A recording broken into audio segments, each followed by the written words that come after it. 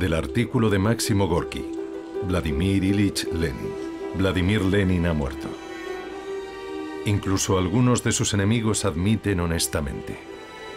Con Lenin, el mundo ha perdido a una personalidad, el genio más brillante entre todos los grandes hombres de su tiempo. El periódico burgués publicado en idioma alemán, Prager Tageblatt, concluyó su artículo lleno de admiración reverencial por su colosal personalidad con las siguientes palabras: Lenin parece excelso, insondable y digno de admiración, incluso en su muerte. En Occidente, la tendencia había sido convertirlo en una especie de robot mecánico, sin sentimientos humanos ni valores culturales. En la Unión Soviética era todo lo contrario. Lenin había sido convertido en un dios.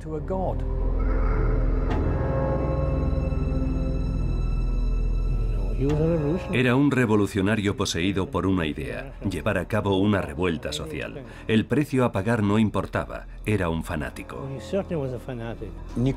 Es imposible llegar a lo más profundo de una persona guiándose únicamente por las evidencias aportadas por los testigos. Primero deberíamos entender su plan de vida. Deberíamos observar las particularidades de su carácter, ya que era el típico intelectual ruso que se hacía las mismas eternas y dolorosas preguntas que Chernyshevsky y Tolstoy. No olvidemos que todo sucedió en la época de la masacre de la Primera Guerra Mundial, y fue él quien paró aquella guerra.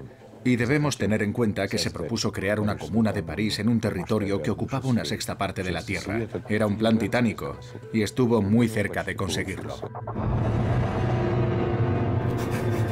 Lenin, primera parte.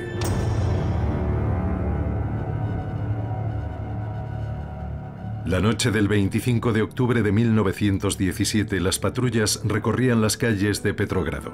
El buque de guerra Aurora avanzaba a contracorriente por el río Neva. Aunque el levantamiento de los bolcheviques estaba llegando a su fin, aún no se había efectuado un solo disparo. El cerebro de la revuelta, Vladimir Lenin, ataviado con una peluca y la mitad de su rostro oculto detrás de un vendaje sucio, se arrastraba astutamente por callejuelas oscuras. Podía haber sido detenido por la policía, con su maquillaje falso, y abatido a disparos allí mismo. Y no habría habido revolución. Una vez en el convento, Smolny, cuartel general de la revolución, fue llevado a la habitación número 71. Los pasillos estaban sucios y apestaba a tabaco. A su llegada al convento le esperaban los delegados del segundo congreso de los soviets, preparados para anunciar el cambio de poder en Rusia.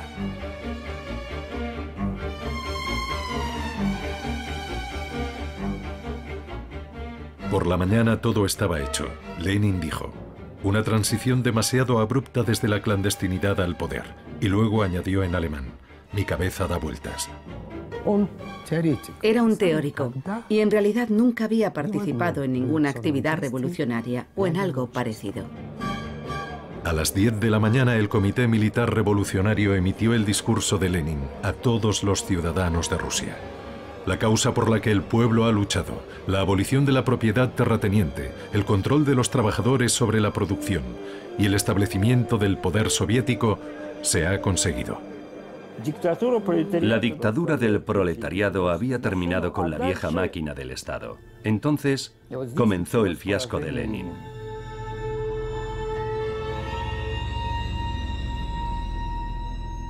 Mirando atrás y sin idolatrarlo, se ve la clase de persona que era Lenin. Sus orígenes se situaban en la Rusia central, por nacimiento y consanguinidad. El 10 de abril de 1870, 22 de abril, según el calendario revolucionario soviético, nació un niño en Simbirsk, en el seno de la familia Ulianov. El padre de Lenin, Ilya Ulianov, era mitad ruso y mitad calmuco, y su madre era mitad sueca y mitad alemana. En su linaje sueco había también parte de sangre judía. Lenin era una auténtica mezcla de todas las sangres posibles que coexistían en Rusia. Tras examinar al bebé que lloraba ruidosamente y tenía una cabeza muy grande, la comadrona dijo: se convertirá en alguien muy inteligente o muy tonto.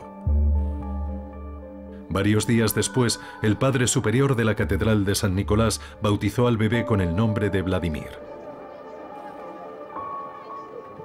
Del artículo de Máximo Gorki, Vladimir Ilich Lenin. Hijo excepcional de este mundo abyecto. Persona maravillosa que fue víctima de la hostilidad y el odio por luchar por la causa del amor y la belleza. Hay una foto muy llamativa de toda su familia cuando Lenin tenía 9 años. Está de pie, da la sensación de estar totalmente solo y transmite una gran determinación. Una pequeña criatura, pero muy reservado y seguro de sí mismo. Un enigma. A pesar de todo lo que se ha escrito de él, sigue siendo un enigma. Nadie ha roto esa nuez y ha visto lo que hay en su interior.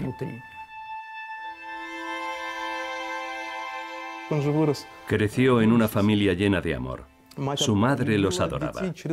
Y ellos vivían impregnados de ese cariño incondicional. Y de esa manera y a lo largo del tiempo, se profesaron todos ese amor hasta la edad adulta.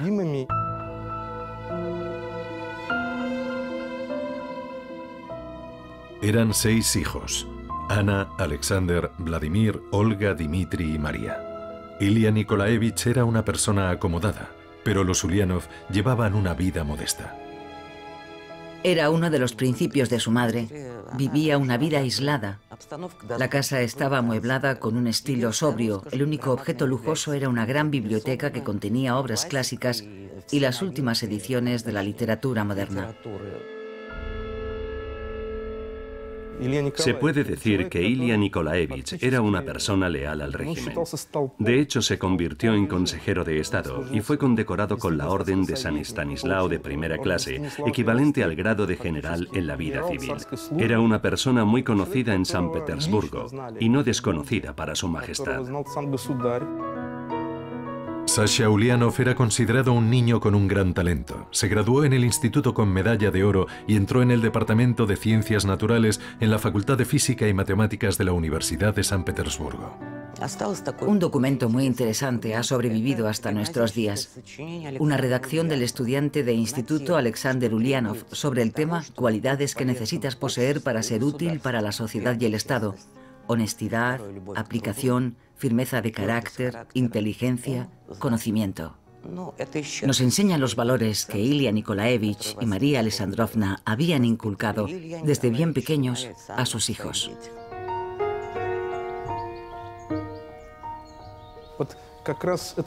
Aquellas cualidades eran también lo que la literatura, la intelectualidad y la propia cultura rusas del siglo XIX fomentaban en la gente destinada a ser la clase dirigente. Estar ante todo por encima de los intereses personales. Y fue aquella misma gente quien, paradójicamente, demostró una crueldad absoluta en sus comportamientos y en su ejecutoria política. Aquella gente espiritual se convirtió en la columna vertebral del movimiento revolucionario. Con esa actitud desafiante destruyeron la llamada Rusia del cristianismo. Lenin constituía la quinta esencia de aquel proceso. Volodia tenía 16 años cuando su padre murió de una apoplejía. La vida tranquila de la familia pasó a formar parte del pasado para siempre. Mientras su padre vivía, no tenemos noticias de que los hijos tuvieran el menor sentimiento revolucionario. Pero desde el momento en que murió, abiertamente y sin ceremonias, Alexander, el hermano mayor de Volodia, un joven muy inteligente con un futuro brillante como científico, fundó una facción terrorista en San Petersburgo. Vendió su medalla de oro del instituto, compró explosivos y fabricó una bomba con sus propias manos, con la intención de asesinar a Alejandro III el 1 de marzo, el aniversario del asesinato de Alejandro II.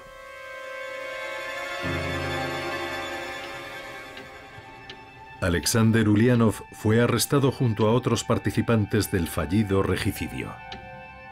El tribunal condenó a todos a la pena de muerte. La sentencia fue ejecutada en el patio de la fortaleza de Schlisselburg, cerca de San Petersburgo. Todo el mundo en Simbirsk se apartó de los Ulianov como si tuvieran la lepra. Vladimir tenía entonces 17 años. ¿Qué efecto pudo producir aquello en un muchacho que adoraba a su hermano mayor? Cualquiera que viva en el seno de una familia, tenga hermanos y sepa lo que significa el amor familiar, puede imaginarlo. No voy a extrapolar este suceso hasta el extremo de afirmar que fue la muerte de Alexander lo que convirtió a Lenin en lo que fue, pero sí constituyó uno de los factores que definieron su personalidad y su biografía.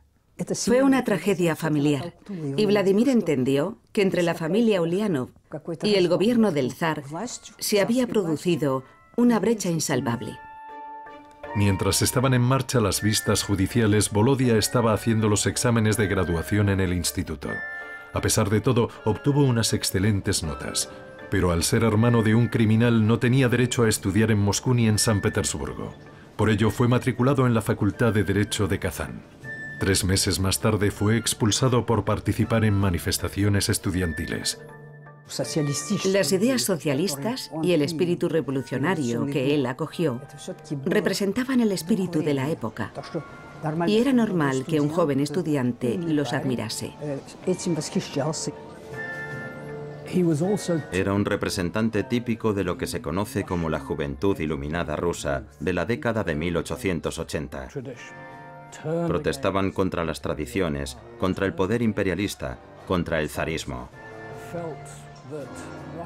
Tenían la convicción de que era humillante para Rusia vivir bajo una autocracia que se había convertido en algo obsoleto.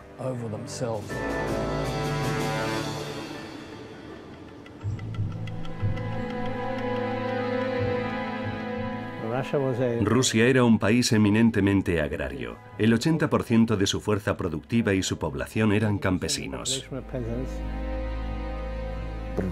Existía el proletariado, pero solo en algunas ciudades y en escaso número. La mayor parte eran jornaleros. El capitalismo estaba ya asentado en Rusia, pero era un capitalismo sin industria. Había, utilizando el lenguaje moderno, solo instalaciones de montaje o que fabricaban unidades separadas. Rusia no podía llevar a cabo el ciclo completo, ni tampoco se le habría permitido, porque el país no tenía un sistema financiero propio. No había banco central. Los primeros bancos aparecieron en Rusia a mediados del siglo XIX. Solo había bancos británicos y alemanes. Por eso cualquier especulación en cuanto a que Rusia estaba ganando rápidamente impulso económico era sencillamente mentira. Conviene recordar que en el siglo XIX, una de las manifestaciones del darwinismo social era la idea de que al trabajador había que exprimirlo mientras soportara el sufrimiento. La duración de la jornada laboral la determinaba el momento en que los trabajadores empezaban a desfallecer. La crueldad del hombre hacia el hombre había sido ya denunciada por Dickens, Balzac y Shakespeare. Chernyshevsky y Thomas More habían escrito también sobre ello. Ninguno de los escritores humanistas había apoyado el capitalismo. Aunque la explotación del hombre por el hombre era repudiada, un trabajador no era considerado un ser humano. En Inglaterra, la situación de explotación era de auténtica pesadilla. Los niños trabajaban desde los 8 años y a los 15 ya no podían seguir trabajando porque sencillamente estaban exhaustos. A diferencia de Inglaterra, con su ética protestante, aquella situación era imposible en la Rusia ortodoxa, aunque las condiciones eran también lamentables, cuando no penosas.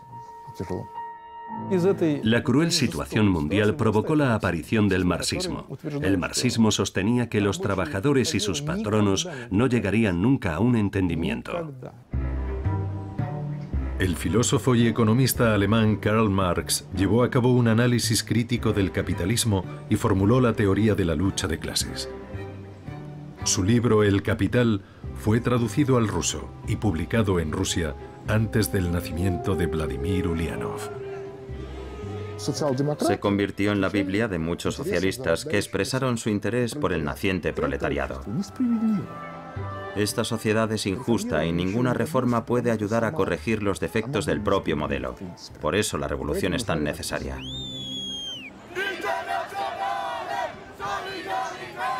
Lenin amaba la teoría de Marx. Era una especie de autoridad religiosa para él. Era un diligente pupilo de Marx. Tomó su teoría, que había estudiado minuciosamente, y decidió ponerla en práctica. Tenía una mente brillante. Podía haberse dedicado a cualquier profesión en la Rusia imperial, y sin duda con éxito. Pero en cambio escogió un camino muy distinto. En 1891, la región del Volga estaba devastada por la hambruna. Surgieron brotes de cólera y tifus. La gente moría por miles.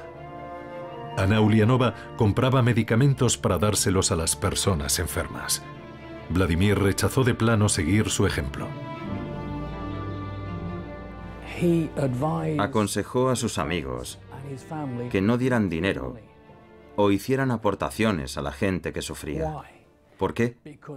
Porque lo que de verdad quería era que la situación empeorase más todavía para que surgiera el sentimiento revolucionario entre los campesinos. La razón de su indiferencia hacia la vida humana partía de su actitud hacia la gente. No tenía precisamente una visión idílica del ser humano.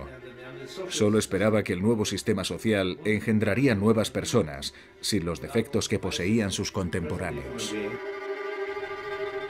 Del ensayo de Máximo Gorki, Vladimir Ilich Lenin. En Rusia, donde el imperativo del sufrimiento se predica como el medio universal de salvación, no he conocido a nadie como Lenin que tan enfática y profundamente detestaba y despreciaba el dolor y el sufrimiento de la gente. No era gratuito que Lenin se considerase a sí mismo un físico. Para él, la sociedad humana era materia y medio que necesitaba ser revisado y transformado. Sería una supersimplificación interpretar su comportamiento como una consecuencia de su falta de compasión o incluso como una muestra de crueldad. Su línea de pensamiento era sencillamente la de un físico.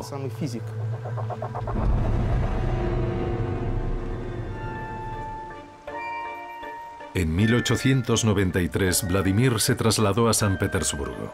Alquiló un apartamento para tener su propia intimidad. Un piso limpio, con una puerta forrada de fieltro para amortiguar el ruido exterior. A 15 minutos a pie se encuentra la biblioteca municipal. Vladimir lee mucho. Le interesan los problemas de la economía e intenta escribir su propio material analítico. Había leído una cantidad innumerable de libros. Su comprensión de los textos era realmente asombrosa. 5 volúmenes de datos estadísticos o algunos gráficos en alemán. En fin, el material que cualquier persona normal habría encontrado aburrido. Pero a él le encantaba todo lo relacionado con los números. Como un matemático, veía a las personas a través de números y estadísticas. En el silencio de su habitación, Ulianov creaba un mundo nuevo que surgiría sobre las viejas y decrépitas ruinas. Yo no diría que producía la impresión de tener una fuerte personalidad, y casi nadie habría vaticinado que llegaría a ser el gran Lenin, que terminaría convirtiéndose en el líder de la revolución. Su amigo Alexander Potresov recordaba: era joven solo según indicaba su pasaporte. Aparentaba entre 35 y 40 años. Rostro serio, cabeza calva, barba pelirroja, voz ronca. No parecía un joven. No en vano le llamaban viejo en la célula del futuro partido. Solíamos decir en broma que a lo mejor Lenin era calvo y viejo incluso en su infancia. Primero fue arrestado por participar en una reunión de la comunidad de estudiantes, un incidente sin mayor importancia. Su segundo arresto fue por repartir propaganda entre trabajadores de San Petersburgo. Entonces solo fue condenado a 1 año de cárcel.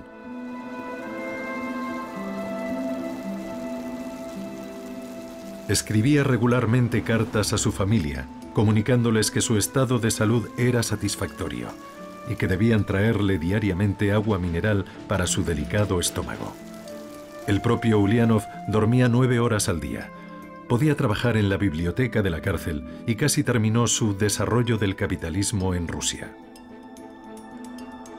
Incluso bromeaba con que prefería continuar en la cárcel un tiempo más. En una ocasión, por una ventana del pasillo de la cárcel, vio un tramo de acera de la calle Spalernaya. A ese lugar acudiría Nadenka más tarde para que Volodia pudiera verla. Nadenka es profesora y enseña a los trabajadores a leer, escribir y marxismo. Volodia se había enamorado de aquella chica alta y seria de cara pálida, totalmente comprometida con la causa de la revolución. Se habían conocido accidentalmente durante la Semana de la Mantequilla, en una reunión de marxistas. Comieron blinis y charlaron sobre el futuro de Rusia. Cuando fue puesto en libertad, Ulianov fue desterrado a Shushenskoye, un pueblo de Siberia. Allí lo seguiría su novia. Ella fue también condenada por su actividad revolucionaria. En julio de 1898, el sacerdote de la iglesia de San Pablo en Shushenskoye ofreció el sacramento. El siervo de Dios Vladimir queda prometido con Nadezhda. Una empleada local y el dueño de una tienda fueron la madrina y el padrino. No creo que fuera realmente el amor de su vida. Aunque Lenin estaba unido a ella, la trataba bien y era un buen marido. Cuando se marchó de visita a Krasnoyarsk, dejando a Nadenka sola en casa, arregló la puerta de la entrada con una cegueta para que pudiera quedar bien cerrada. Había enseñado a Nadenka a manejar el revólver por si un ladrón entraba en la casa. Le preguntó qué blusa le gustaría tener. En el ámbito familiar, era un hombre bondadoso. Por supuesto, amaba a Nadi, pero era algo más que el amor de un marido a su esposa. Formaban un auténtico bloque. Eran un solo yo. Y Nadia le servía con auténtica abnegación. Toda su vida estuvo cimentada en los cuidados que le profesaron las mujeres. Primero su madre y luego Nadia Krupskaya. La madre de Nadia los acompañó en el destierro. Cocinaba para que él pudiese trabajar y Nadenka también le ayudaba en sus asuntos. Indudablemente las mujeres desempeñaron un papel importante en su vida. A Lenin le gustaban las mujeres, no era indiferente a ellas, y ellas tampoco eran indiferentes hacia su persona. Pero su verdadera pasión no eran las mujeres, su pasión era la revolución. Durante su destierro, Ulianov escribió más de 30 artículos. Todo el mundo leía ávidamente y opinaba sobre aquel desconocido autor marxista. Tenía 30 años cuando se marchó a Occidente. ¿Por qué lo hizo? Aspiraba a convertirse en el socialista más destacado a las puertas del nuevo siglo. Quería ser el Marx del siglo XX. Vladimir Ulianov llegó a la ciudad de Zúrich, donde vivía como inmigrante el principal y más autoritario líder marxista ruso, Georgi Plejanov. Ulianov le enseñó su proyecto del periódico Iskra. Su objetivo principal era coordinar las actividades de todos los socialdemócratas en Rusia. Plejanov apoyó el proyecto con la intención de convertirse en redactor jefe, pero pronto tuvo que aceptar el hecho de que Vladimir Ulianov se convirtiera en la figura principal del influyente periódico. El primer paso para pasar de ser un marxista de base a líder del proletariado mundial estaba dado. La mayoría de la gente lo consideraba un personaje desagradable porque era demasiado categórico. En cuanto alguien mostraba el menor desacuerdo con él, fruncía el ceño. Era incapaz de compartir el punto de vista de los demás. Solo aceptaba su propia opinión. La gente le tenía poca simpatía. Era duro y tajante. Hay muchos testimonios escritos de inmigrantes que comentan la impresión que les produjo. Desagradable en el trato. Lenin no tenía amigos íntimos. Anteponía la resolución de los problemas a cualquier otra cosa. Lo personal quedaba siempre en un segundo lugar.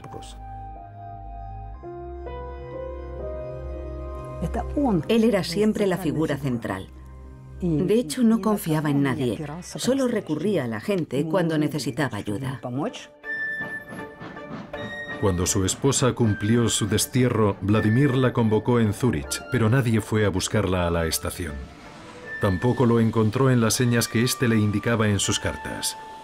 Resulta que había cambiado de dirección y había olvidado comunicárselo.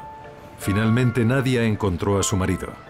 Krupskaya se hizo cargo de toda la correspondencia del periódico Iskra, La Chispa, y del cifrado de las cartas de su marido. Apenas había tiempo para ocuparse de su relación. Tenían demasiado trabajo. Nadia era su mayor apoyo. Era una persona a la que podía encomendar cualquier trabajo. Y tenía tanta fe en él que le infundía una enorme seguridad en sí mismo. Eso significa mucho para un hombre. En algún momento entre 1902 y 1903, Lenin y Nadia se trasladaron a Londres. Por miedo a una conspiración, vivían allí bajo nombres supuestos. En su tiempo libre, salían a la campiña inglesa y asistían a una iglesia socialista donde una vez oyeron a un pastor orar por el éxodo de los trabajadores del reino del capitalismo hacia el reino del comunismo. Y de vez en cuando visitaban la tumba de Karl Marx. Lenin pasaba la mayor parte del tiempo trabajando en su escritorio o en la biblioteca del Museo Británico. En febrero de 1902, la aparición de su nuevo libro ¿Qué hacer? Constituyó todo un bombazo. El libro iba firmado con el seudónimo Lenin. Su vida estaba dedicada por completo al pensamiento. Antes que otros contemporáneos suyos, vio la importancia de contar con un partido político. No era simplemente un lugar para cotillear por donde ves la vida pasar. Era un lugar donde podías conseguir cosas concretas. Desde ese punto de vista, era una persona muy avanzada. Fue el primero en Rusia que expuso la idea de manera contundente y categórica. Solamente el proletariado podría destruir el sistema existente. Pero esa tarea titánica solo podría encomendarse a gente con determinación y debería hacerse siempre bajo la dirección de revolucionarios profesionales. En julio de 1903, en Londres, 43 delegados asistieron al segundo Congreso del Partido Obrero Socialdemócrata de Rusia.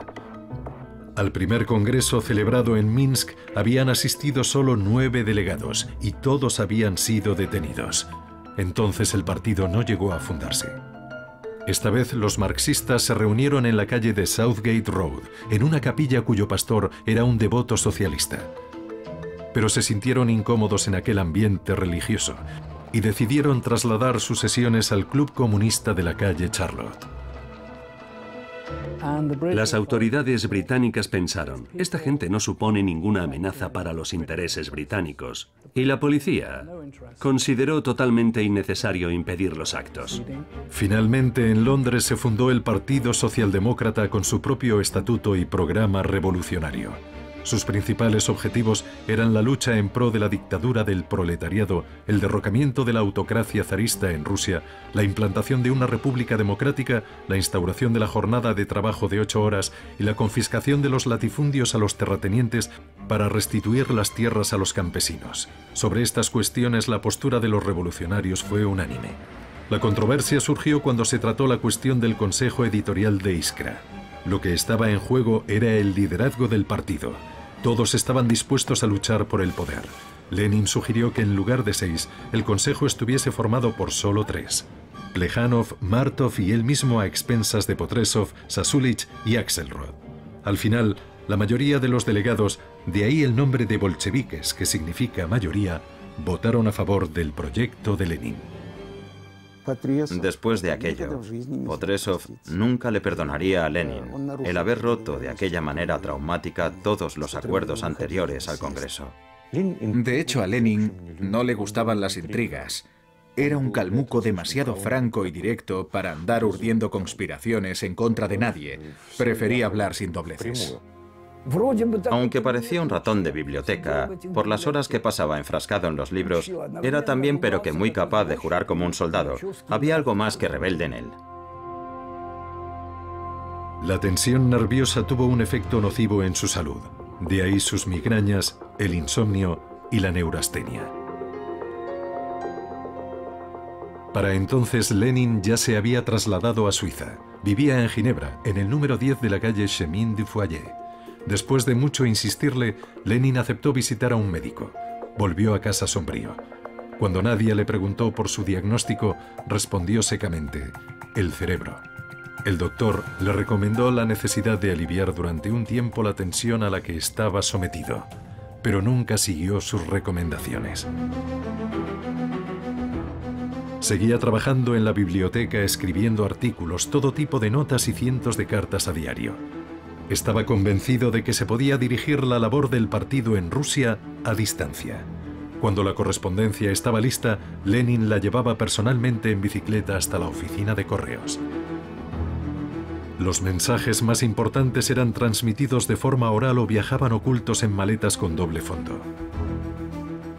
Todo lo de valor era transportado por los mensajeros que cruzaban la frontera tanto legal como ilegalmente. Vivía en un estado de asedio constante, siempre en peligro de ser arrestado o deportado de un país a otro, obligado a reunir continuamente a la gente. La familia de Volodia trabajó muy duro para sostenerlo. El primer equipo de Iskra lo formó con sus parientes más cercanos, sus hermanas y sus esposos. Necesitaba aparentar que contaba con gente en el partido para no parecer un simple socialista ruso aislado. En realidad quería aparecer como alguien que representara cierto poder.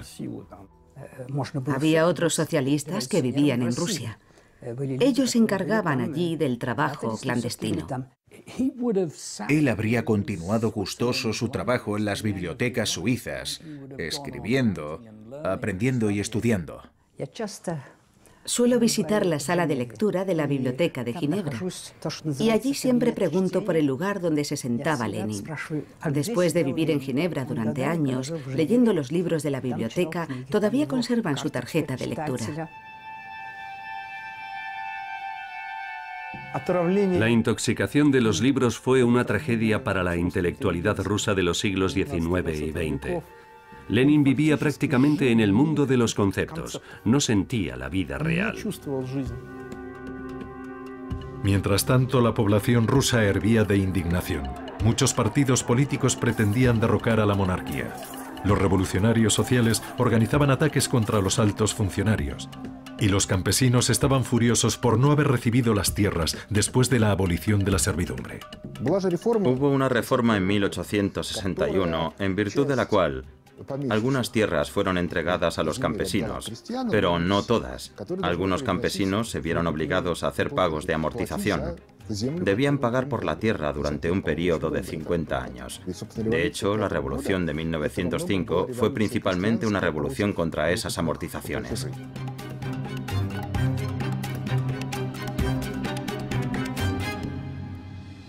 ¿Dónde reside la tragedia del año 1905?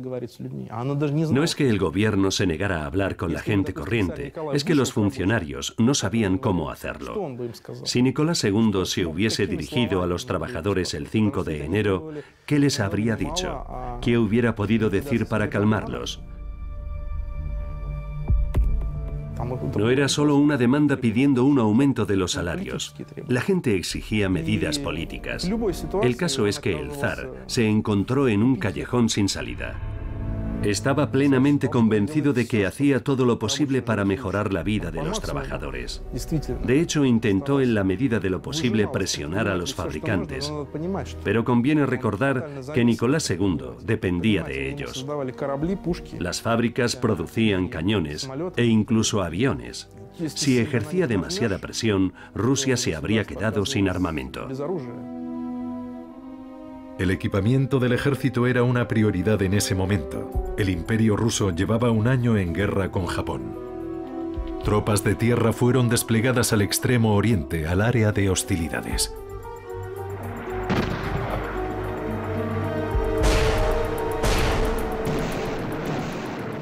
Si no hubiera mediado una revolución, Rusia probablemente habría ganado la guerra contra Japón. Por eso la revolución fue intensamente apoyada por los servicios secretos japoneses y por muchos otros. Por otra parte, si no hubiese habido guerra ruso-japonesa, la revolución de 1905 habría sido ahogada aún más rápidamente. En la mañana del 11 de enero de 1905, Lenin se enteró por los periódicos de los acontecimientos del Domingo Sangriento en San Petersburgo.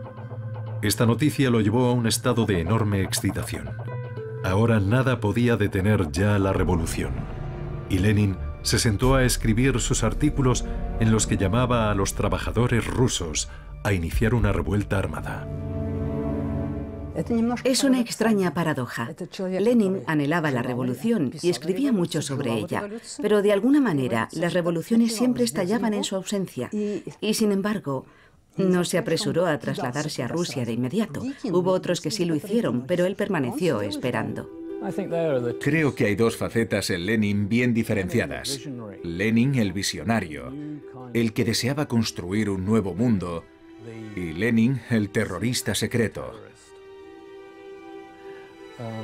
Todo ello en una sola persona. Era un ser humano excepcional y era también, por qué no decirlo, muy peligroso. Finalmente, en noviembre, Lenin viajó a Rusia. Allí comenzó a persuadir a los bolcheviques de que había llegado el momento de atraer hacia el partido a los jóvenes marxistas radicales. Y ello a pesar de que en Suiza poco tiempo antes había presionado y defendido con vehemencia lo contrario. Lo que necesitamos es la máxima energía, escribió Lenin en su discurso ante el Comité de Lucha Revolucionario. Estoy sumamente sorprendido al ver que las bombas han estado en la agenda durante 6 meses y sin embargo todavía no se ha fabricado ninguna. Era un llamamiento al terror de masas.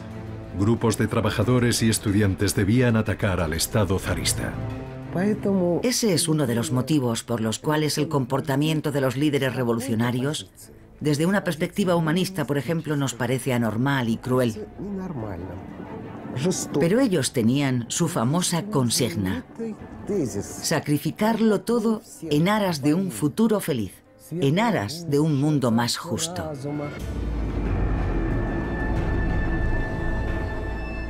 Esa era la norma en la época de la revolución. A principios de diciembre, los disturbios callejeros estallaron en las calles de Moscú. Pequeñas unidades de combate se movían por la ciudad actuando como una guerra de guerrillas. Iban comandados por luchadores experimentados del Partido Socialista Revolucionario que practicaban el terror como medio de lucha. Durante varios días, la ciudad quedó sumida en el caos, con robos, saqueos y persecuciones. Se instaura la justicia por medios totalmente injustos. Se instaura la igualdad a través de una profunda desigualdad, y me refiero a la desigualdad social. Se instaura el amor a través del odio ignominioso. Y la sociedad resultante no nace en un ambiente soleado, sino en su faceta más sombría. En diciembre, la policía y el ejército necesitaron 10 días para ahogar la revuelta e instaurar algo parecido al orden público. Después de aquello, la revolución se apaciguó, pero las manifestaciones se siguieron sucediendo aquí y allá hasta 1907. 9.000 personas fueron víctimas del terror revolucionario. Por parte del gobierno zarista, los tribunales condenaron a muerte a 3.574 personas. El Partido Obrero Socialdemócrata de Rusia fue sometido a una dura represión y sufrió grandes pérdidas en la Revolución de 1905. Al final cayó en decadencia. El asalto al poder era inviable en 1905 o 1906. Se necesitaban condiciones excepcionales de lucha social para tener así al menos la oportunidad de alcanzarlo. Lenin y Nadia tuvieron que emigrar a París, ciudad que desagradó especialmente a Lenin y a la que calificó de agujero inmundo. No obstante, fue a París donde los emigrantes revolucionarios acudieron en tropel. En 1992 fui a visitar el apartamento de Lenin en la calle Marie-Rose. Los comunistas franceses me permitieron verlo.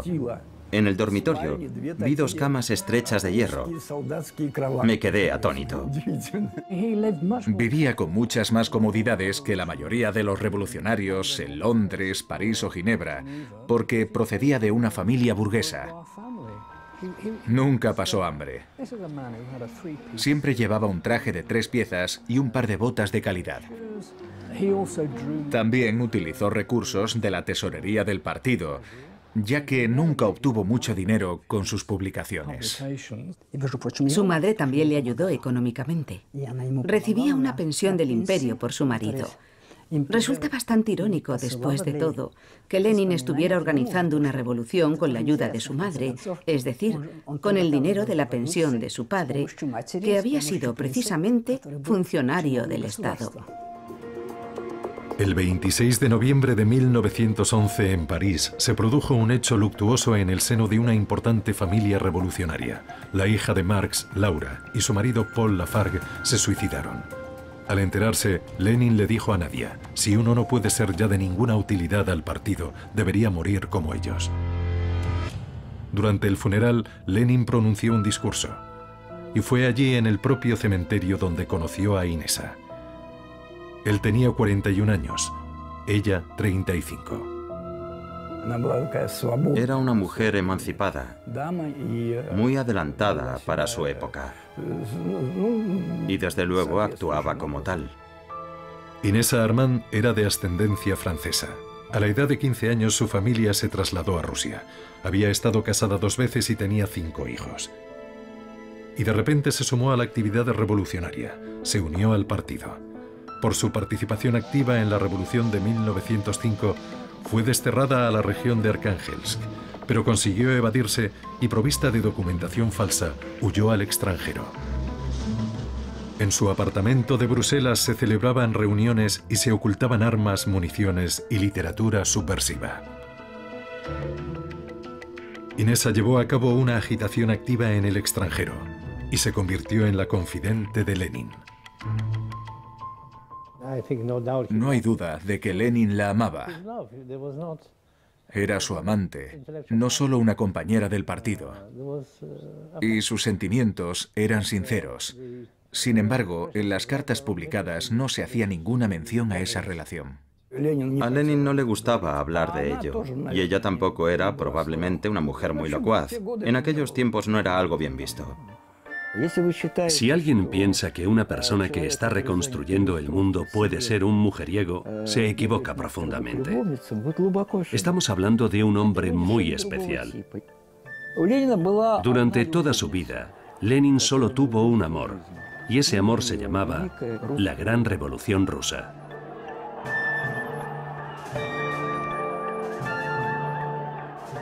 Mientras trabajaba en la biblioteca de Berna, le llegó la noticia del derrocamiento del zar, así que una vez más llegaba tarde. Del artículo de Gorky Vladimir Ilich Lenin. En 1907 en Londres, Lenin me dijo: el mundo burgués ha alcanzado un estado de fermentación pútrida que amenaza con envenenar todo y a todos. Es el principio de una catástrofe. Seremos testigos de una guerra en Europa. Será una horrible masacre. El proletariado no tendrá la fuerza suficiente para evitar un baño de sangre. Su sufrimiento será horrible, pero ese es ahora su destino inevitable.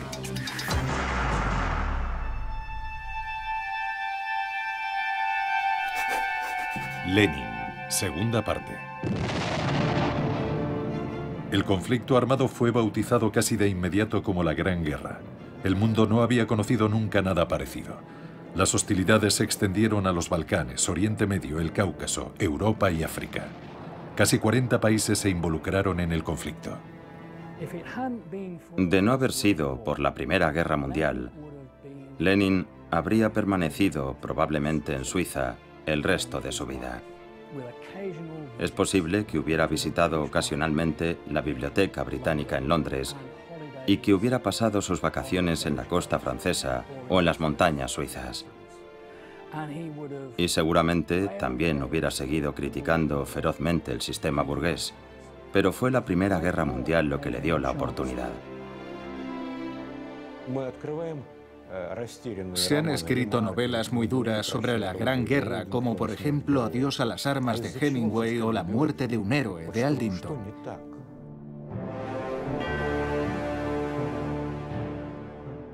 ¿Qué ocurrió? El mundo burgués se venía abajo.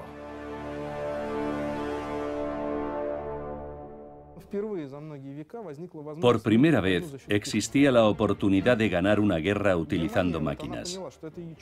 Alemania pensó que había llegado la hora y podía hacer lo que no había conseguido durante muchos siglos para alcanzar el más alto nivel en las coordenadas políticas mundiales. El avance en la industria metalúrgica fue increíble. Y el país que fuera capaz de reequipar a su ejército en primer lugar podía ganar en cuestión de semanas. La victoria se lograría con la artillería.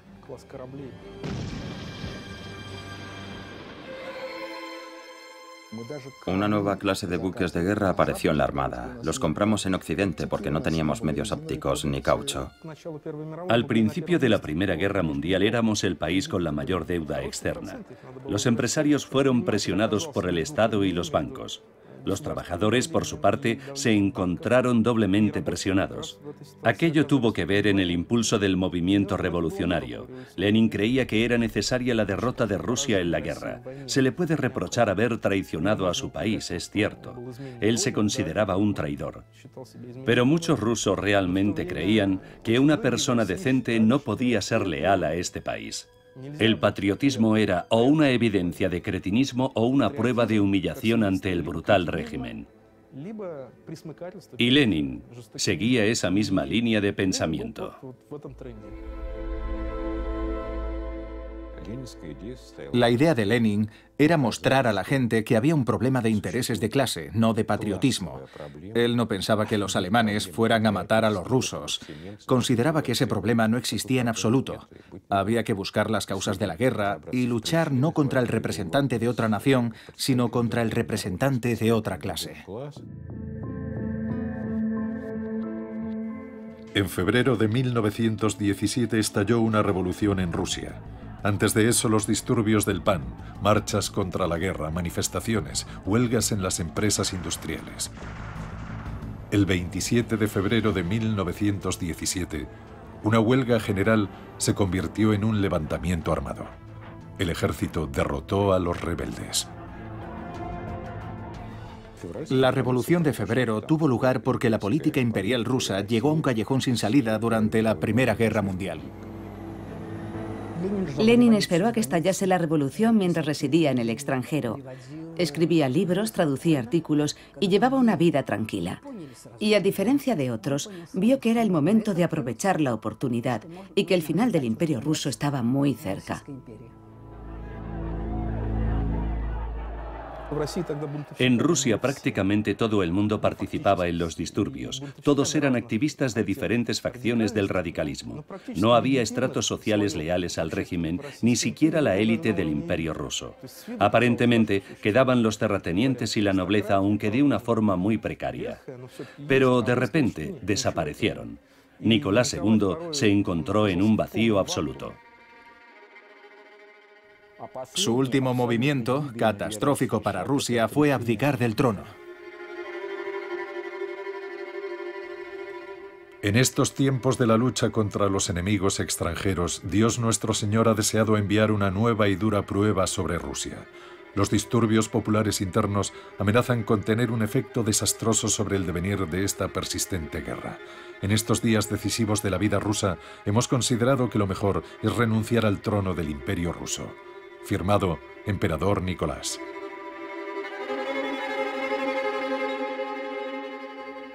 La guerra continuó, la gente no la quería. Petrogrado estaba lleno de desertores mientras los liberales seguían parloteando. El poder dual había conducido al caos. Por un lado emergió el gobierno provisional y por el otro el Soviet de Petrogrado, un cuerpo ilegítimo que representaba a las bases, que también reclamaban el poder en el país. El Estado ruso se estaba derrumbando por sí solo. Lenin, como todos los demás, había sido un observador del proceso. Tras la Revolución de Febrero en Rusia, el jefe del Estado Mayor alemán del Frente Oriental, general Hoffmann, escribió: «La Revolución rusa desmoralizó al ejército y nosotros, naturalmente, buscamos intensificar el proceso. Algunas autoridades civiles que mantienen relaciones con los ciudadanos rusos que viven en Suiza tuvieron la idea de utilizar a algunos de estos ciudadanos para destruir el espíritu combativo del ejército ruso, envenenándolo con ideas antibélicas».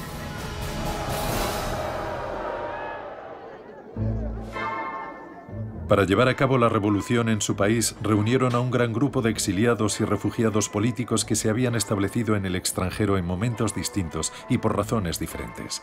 Junto con Lenin había bolcheviques, socialrevolucionarios, mencheviques y anarquistas, y sus familias. Había 50 aparatchiks, miembros del aparato del Partido Comunista, en total.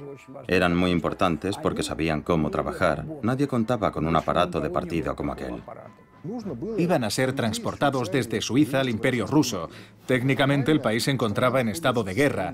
Por ello se acordó que viajarían en un tren del que no pudieran bajar. Era una especie de tren extraterritorial.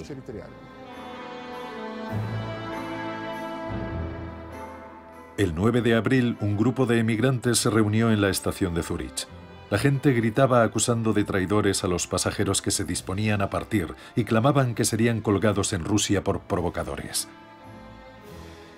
Los pasajeros respondieron cantando la Internacional.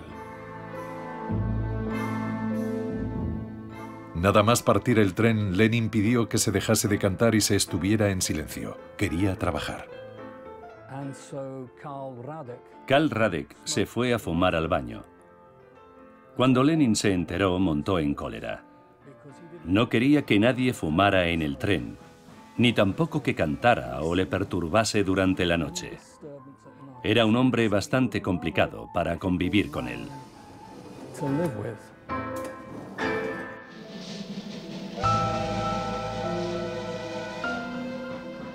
Los revolucionarios viajaron de Suiza a Alemania y entraron en Rusia por la frontera sueco-finlandesa. El 13 de abril de 1917, Lenin y sus camaradas llegaron a la estación de Finlandia en Petrogrado.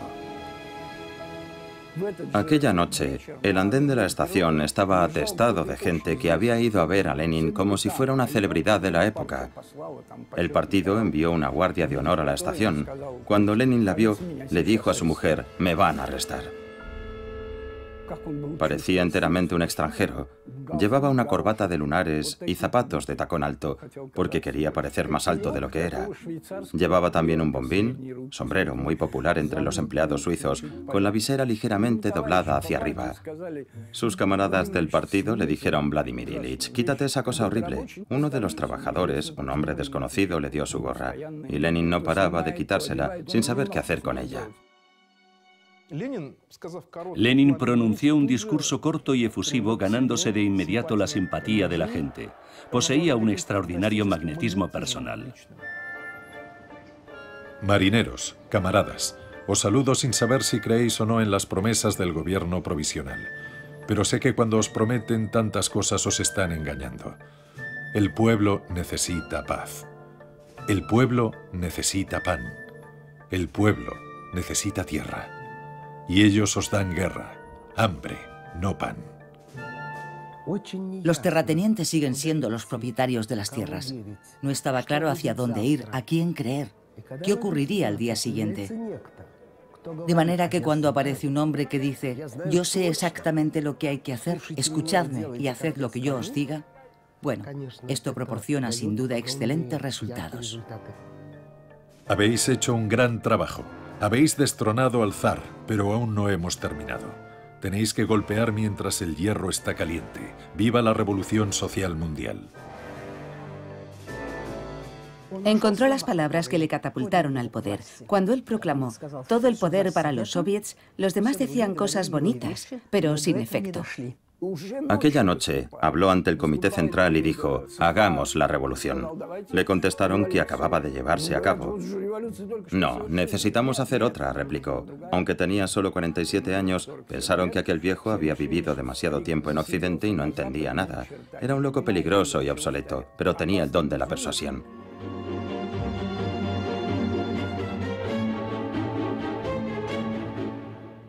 «18 días después, se convocó la conferencia del partido. Asistieron 133 delegados regionales, que estaban también lo bastante locos para confirmar: «Sí, necesitamos esa revolución». Su lema, «Dadme un partido de revolucionarios profesionales y transformaremos Rusia», se convirtió en el credo y en el símbolo del bolchevismo. Lo escribió con toda claridad. El partido debe tomar el poder. El partido era él mismo. Quería el poder para llevar a cabo su idea. El partido era su idea. Los miembros del partido bolchevique eran pocos. No había estadísticas exactas en cuanto a la cifra. Muchos trabajadores no pertenecían a ningún partido o eran socialistas. Para atraer adeptos a sus filas, los bolcheviques necesitaban agitadores comprometidos a los que se enviaría por todo el país para pegar folletos y repartir periódicos revolucionarios. Las cuotas del partido no eran suficientes para financiar tales actividades. Era necesario reabastecer la tesorería del partido.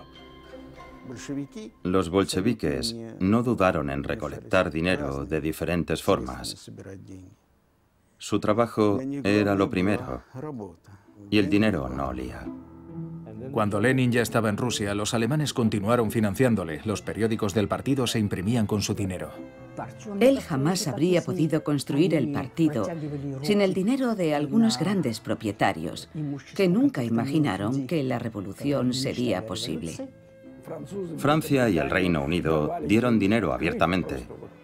El embajador francés, Maurice Paléologue, dio mucho dinero. El partido fue financiado también por banqueros occidentales que lo consideraban una herramienta para debilitar el imperio ruso. No hubo un solo partido, excepto los octubristas, que no recibiera financiación del extranjero. Aquello formaba parte de la lucha política.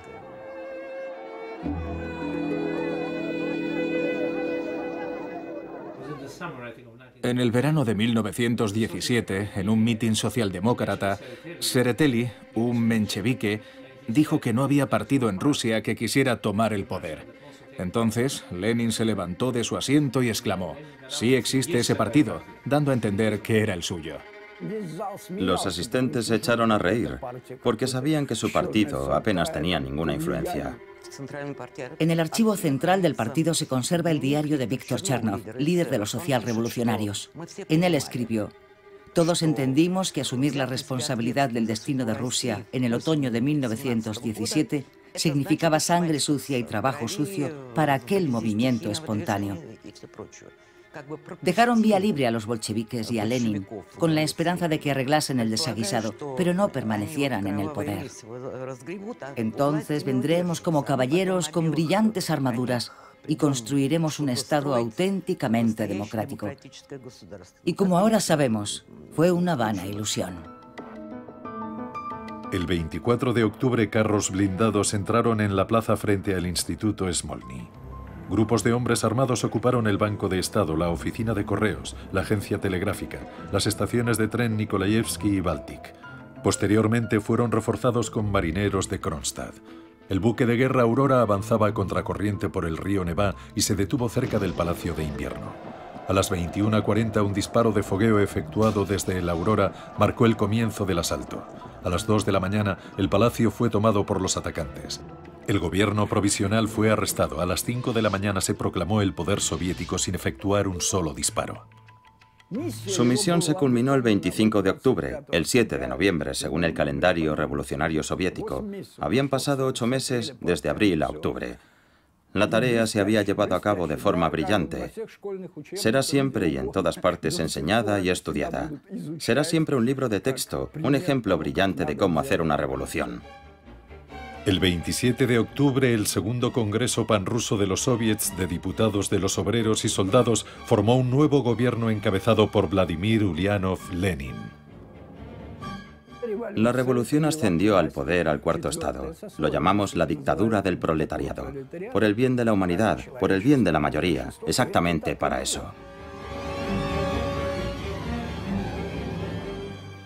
2 semanas después del golpe de octubre, el nuevo gobierno emitió el decreto sobre la paz. Los soviéticos ofrecieron a los países en guerra una paz sin anexiones ni indemnizaciones. El decreto sobre la paz y el decreto sobre la tierra fueron aprobados al principio de la Revolución de Octubre. Ambos eran unos documentos con un gran peso específico, que contenían las ideas sobre cómo transformar Rusia. Por los decretos de Lenin, las entrañas de la tierra pertenecían al pueblo, no al Estado. Eran propiedad socialista, es decir, propiedad del pueblo.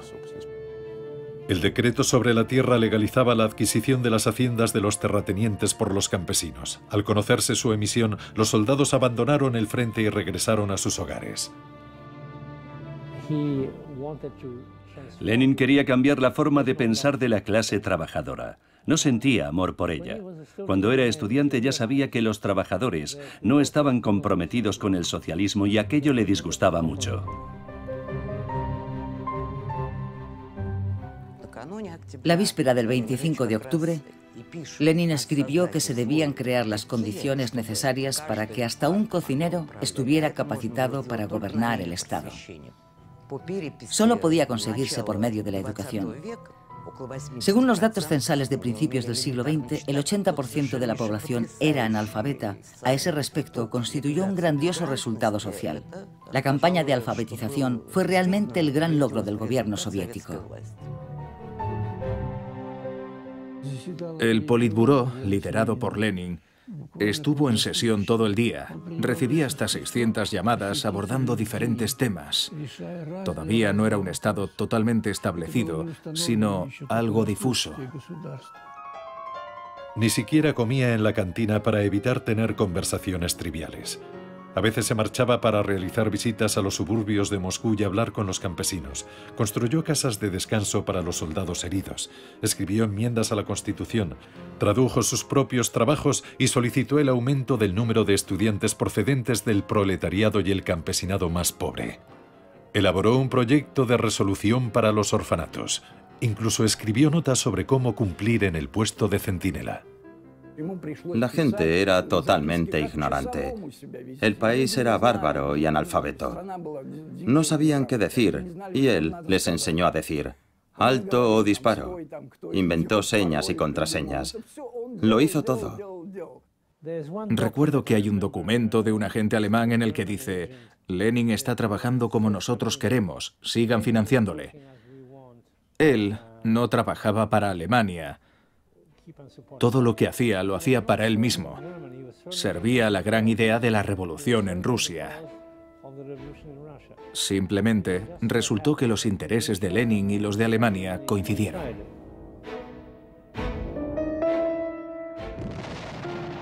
A finales de 1917 los alemanes comenzaron a perder la guerra. Se vieron obligados a volver a desplegar sus fuerzas en el frente occidental contra los franceses, los británicos y los americanos. Por eso buscaron la paz con Rusia en el frente oriental. Los alemanes financiaban a Lenin, que prometió sacar a Rusia de la guerra. La situación económica en Rusia se encontraba al borde del colapso. La industria solo trabajaba para las necesidades del frente. Moscú era abastecido con solo 5 camiones de carga de alimento al día, en lugar de los 100 que se requerían. Petrogrado, 15 en vez de 50. Había hambruna, epidemias de tifus, fiebre tifoidea, viruela. Lenin se puso su desgastado abrigo y le dijo a Yersinsky: Félix, ponte tu gabán y vámonos a negociar con los boches. En Francia llamaban boches a los alemanes. El 3 de marzo de 1918 se firmó el Tratado de Brest-Litovsk entre Rusia y Alemania. Rusia admitió la derrota. Bajo el tratado cedía 780.000 kilómetros cuadrados de su territorio con más de 56 millones de habitantes, una tercera parte de la población total del Imperio ruso. Rusia fue obligada a retirar sus tropas de los territorios que iban a ser ocupados por las fuerzas alemanas. Rusia perdió Polonia, Ucrania, Crimea, las tierras bálticas y Finlandia, con sus bases para la armada rusa. Los alemanes ocuparon parcialmente Azerbaiyán, Georgia y Armenia. Podría haber rechazado heroicamente firmar la paz, pero la revolución habría sido aplastada. El Tratado de Brest-Litovsk se firmó porque los bolcheviques eran demasiado débiles en aquel momento. Y no porque tuvieran que ejecutar debidamente sus obligaciones con los alemanes. Era una cuestión geopolítica. Casi todo el partido se opuso a su posición en el tratado. Todo el mundo decía que era una paz vergonzosa y que el país no debería firmarla, pero Lenin dijo que eso le traía sin cuidado. El mero hecho de que 1 millón de rusos sobrevivieran fue un logro personal de Lenin. Él paró aquella guerra. Pero estalló la guerra civil y el ganador sería quien estuviera dispuesto a sacrificar su vida. De hecho, los bolcheviques alcanzaron el poder precisamente durante la guerra civil. Cualquier guerra civil es una guerra sin reglas. Los rusos mataban a los rusos con una crueldad mayor todavía porque pensaban que tenían derecho a matar a cualquiera de los suyos. Los blancos habían estado azotando a sus siervos durante siglos y ahora tenían que lidiar con mujiks, campesinos rebeldes, siguiendo la tradición de los amos, castigando a sus esclavos. Aquella gente educada tenía las manos manchadas de sangre. Y los rojos también. Del artículo de Máximo Gorki y Vladimir Ilich Lenin. ¿Es posible la humanidad en una guerra de una ferocidad sin precedentes? ¿Qué bondad y benevolencia pueden existir? La contrarrevolución está cargando contra nosotros como un oso. ¿Qué podemos hacer? ¿No tenemos ningún derecho a defendernos? ¿A resistir? Lo siento, pero no somos tontos. Sabemos lo que queremos. El Ejército Rojo es invencible. Camaradas y soldados del Ejército Rojo, capitalistas de Inglaterra, América y Francia están librando una guerra contra nosotros. Envían dinero y suministros militares a los terratenientes rusos que lideran tropas contra los soviets desde Siberia y el Cáucaso septentrional con el objetivo de restaurar el poder del zar, el poder de los terratenientes y los capitalistas. Pero nunca lo conseguirán. En aquel momento, todo indicaba que los blancos estaban a punto de tomar Ekaterimburgo y ponerse a las órdenes de Nicolás II y su familia. Ello podría suponer un gran apoyo para los blancos. Por eso los rojos los mataron a él y a su familia, precisamente para que los monárquicos no tuvieran más posibilidades de contrarrestar la ofensiva de la revolución. Él necesitaba demostrar que la muerte del zar marcaba el final del pasado. El pasado ha terminado y ya no hay vuelta atrás. Lenin no anunció la muerte de la familia del zar de inmediato. Le aterraba pensar que si se conocía lo que había sucedido con la familia del zar, pudiera producirse un cambio dramático en la actitud de la gente hacia el Consejo de Comisarios del Pueblo, hacia él y hacia el resto del liderazgo político. Aunque no hubo una orden escrita, todas las circunstancias ponen de manifiesto que los bolcheviques de Ekaterimburgo habían recibido el plácet de Moscú o alguna otra forma de aprobación. ¿Por qué estuvieron tan sincronizados la ejecución de la familia del zar y el atentado a Lenin?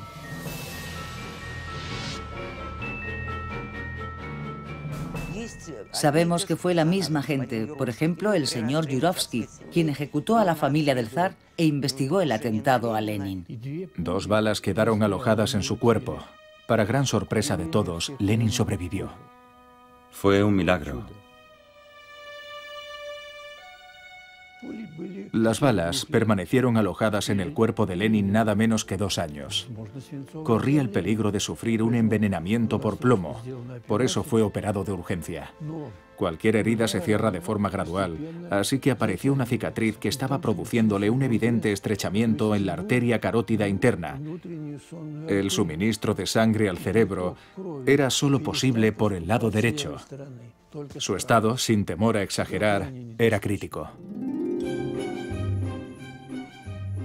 El atentado provocó una campaña de publicidad hecha a medida del líder del proletariado.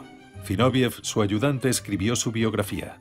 Bonch Brujevich, el director ejecutivo del gobierno soviético, convenció a Lenin para que permitiera ser filmado en el jardín del Kremlin. El diario Pravda publicaba a menudo fotografías suyas. Lenin recibía visitas de pintores y escultores. El pintor Anenkov, uno de los artistas que dibujó a Lenin del natural, recordaba que la primera vez que se reunió con él le preguntó ¿cuál va a ser su enfoque del retrato? El artista dijo, me gustaría representar la personificación del impulso revolucionario. Vladimir Ilich le dijo, ¿no es eso una exageración?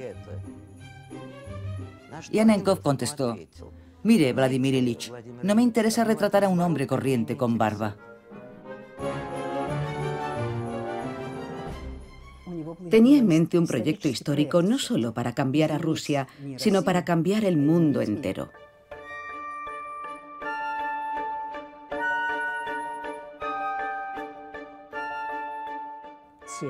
Su plan era desatar una guerra civil en Europa. Era una idea descabellada, nada menos que una guerra civil europea. ¿Qué clase de persona es capaz de concebir algo así? Pues Lenin lo hizo. Lenin sabía, y así lo dijo, que el comunismo no podía sobrevivir si prevalecía únicamente en Rusia. Sería destruido por el capitalismo. Para sobrevivir, debía extenderse a todo el mundo, y las revoluciones estaban estallando por todo el planeta. El mundo estaba obsesionado con las ideas del leninismo, con las ideas de la justicia social. La Unión Comunista está creciendo en todo el mundo. En varios países el poder del Soviet ya ha triunfado. Pronto veremos la victoria del comunismo en todo el mundo. Seremos testigos de la fundación de la República Socialista Federativa Soviética Mundial. Lenin creó el Comintern, la internacional socialista que englobaba a los partidos comunistas de Alemania, Austria-Hungría, Turquía y China, los países en los que habían tenido lugar revoluciones socialistas. Desde el principio de los tiempos, la gente soñaba con construir un mundo nuevo, un mundo en el que las cosas serían diferentes. Un mundo en el que habría personas nobles que ayudarían a los demás. Gente ilustrada, solidaria y desinteresada. Una nueva generación que no pensaría únicamente en sus intereses personales y tampoco estaría corrompida por la propiedad privada. Sin embargo, muy pronto las ideas de Lenin fueron abandonadas y él mismo fue demonizado. Fue una especie de reacción refleja natural ante el éxito anormal que había tenido en todo el mundo. Inmediatamente se sirvieron de una metodología política mediante la cual, para menospreciar a una autoridad ante las masas, debes hacerle parecer grotesco o vergonzoso. Y así explotaron la cuestión de su origen, es decir, la genealogía de Lenin. Luego plantearon la cuestión del dinero alemán que supuestamente había utilizado para la revolución. Y finalmente empezaron a chismorrear sobre su romance adúltero con Armand. En abril de 1917, Inés Armand viajó con Lenin a Rusia. Una vez en Moscú, se hizo cargo de la jefatura del Consejo de Economía Nacional y de un departamento del Comité Central. Encabezando una misión de la Cruz Roja, viajó a Francia para liberar a los soldados del cuerpo expedicionario ruso de su cautiverio. Fue arrestada por las autoridades francesas y liberada después de que Lenin amenazara con disparar a toda la misión francesa en Moscú. Armand murió de tifus. Durante su funeral celebrado en Moscú, Lenin acompañó al cortejo fúnebre. Tenía el rostro destrozado, caminaba con los ojos cerrados y parecía a punto de desplomarse.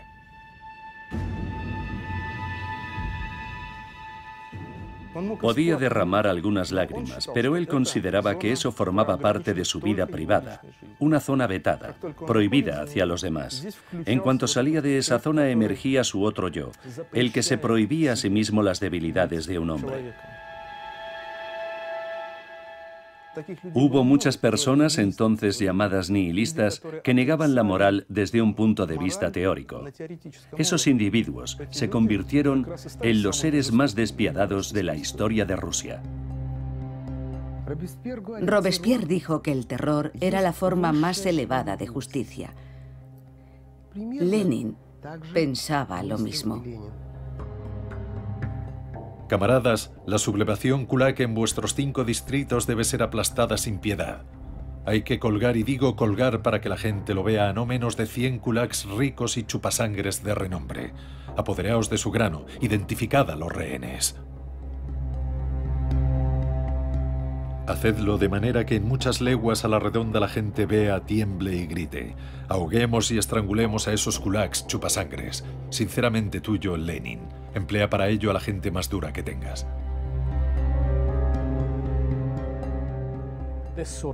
Esa faceta de Lenin nunca fue revelada hasta el final de la Unión Soviética.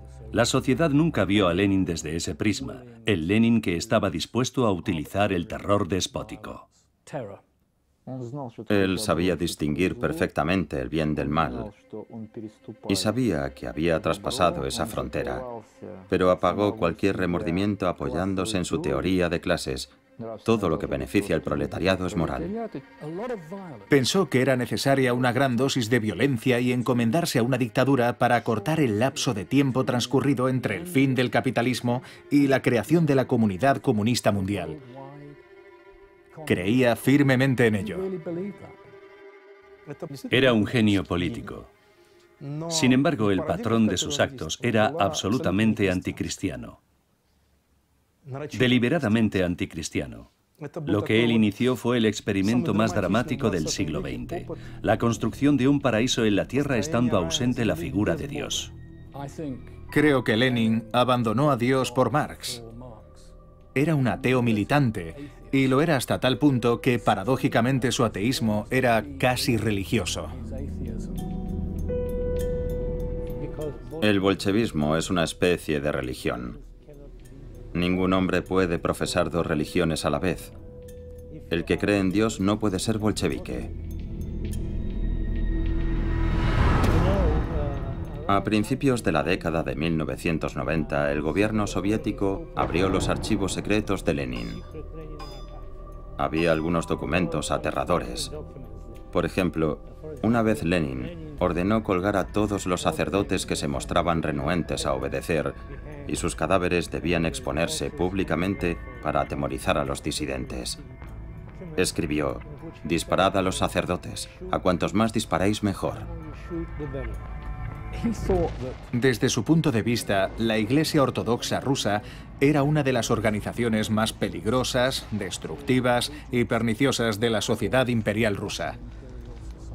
Pensaba que los sacerdotes eran un auténtico cáncer para el pueblo ruso. Durante su infancia en Simbirsk, Lenin había sido miembro de la parroquia de San Sergio de Radones. Más adelante ordenó la apertura de las reliquias del santo en la Laura de la Trinidad y de San Sergio y pidió que se le proyectara la película de la exhumación. Al finalizar la proyección, Lenin se frotó las manos. Estaba profundamente satisfecho.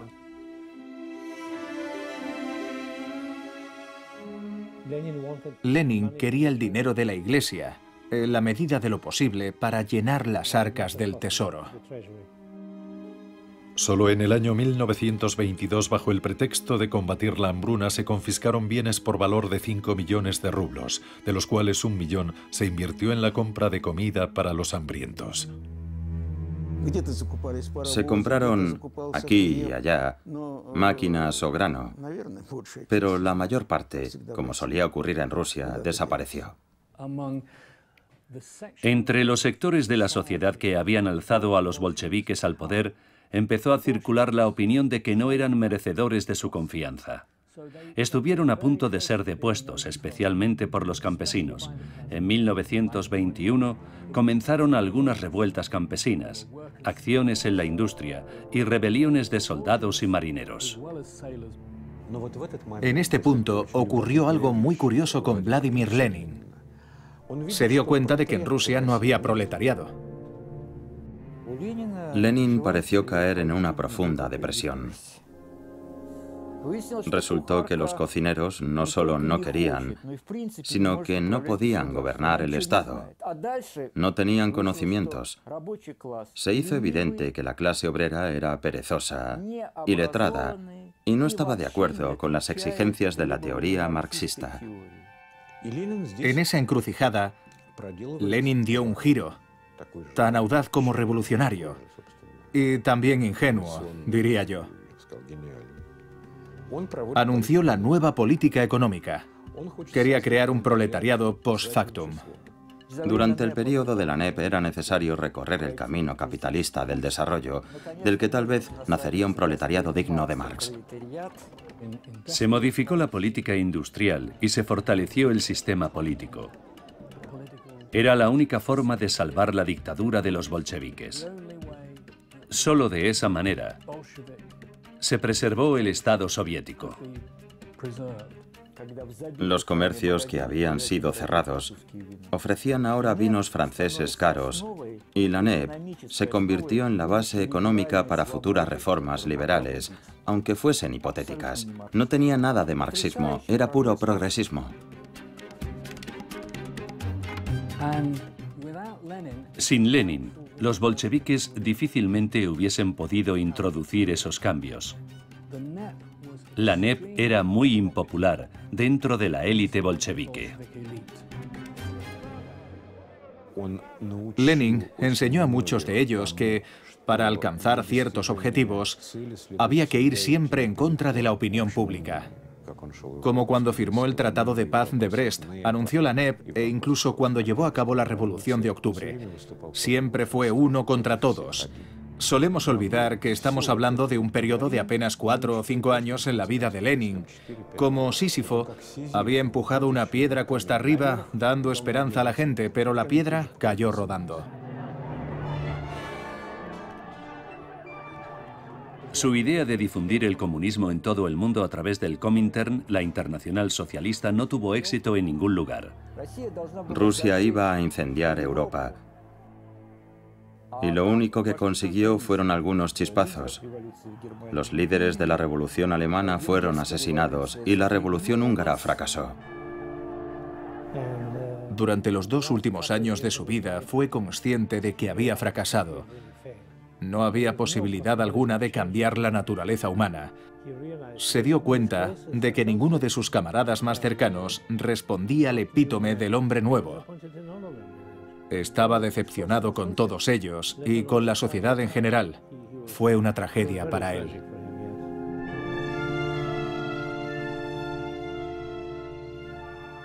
La última vez que controló realmente las cosas fue en la primavera de 1922. A partir de ahí comenzó a sufrir ataques de apoplejía y ya no podía trabajar. Lo dejaron postrado en la cama y le prohibieron las visitas. Su hemisferio izquierdo estaba deteriorado. El lado derecho de su cuerpo se fue paralizando poco a poco desde las piernas hacia el tronco. Lo único bueno es que su mente permaneció más o menos lúcida. Trató de dictar una serie de artículos y notas, pero esas notas y esos escritos nunca llegaron a sus destinatarios. Fue un sentimiento trágico para él.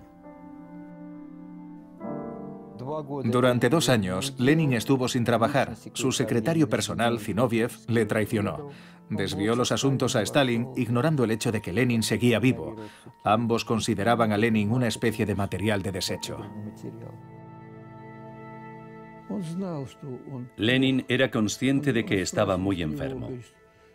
Le preguntó ansiosamente a sus médicos: ¿perderé el juicio? Temía volverse loco.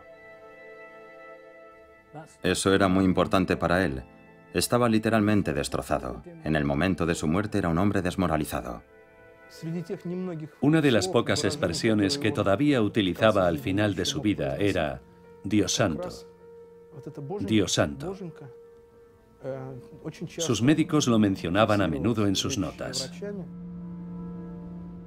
Tal como recordaron algunos miembros de su cuerpo de seguridad, Lenin permanecía en su mecedora ataviado con una gorra, envuelto en su abrigo de piel, aullando a la luna. Lloraba y gemía, por decirlo de alguna manera. No creo que fueran solo momentos de demencia. Creo que revelan también la terrible agonía y sufrimiento del hombre que se encuentra en la antesala de la muerte.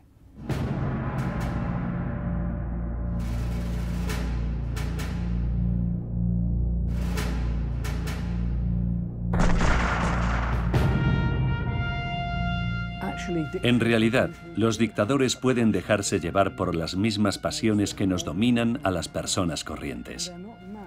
Claro que no están locos.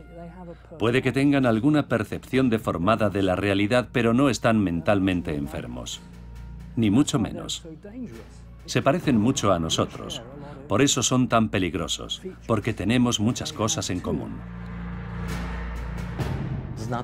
Gustave Le Bon, sociólogo experto en psicología de masas, escribió: «Los grandes reformadores del mundo siguen encorvando nuestras espaldas, incluso desde las profundidades de sus tumbas. Debemos comprender que esto se debe principalmente a que han expresado plenamente los intereses de su raza y del tiempo que les ha tocado vivir.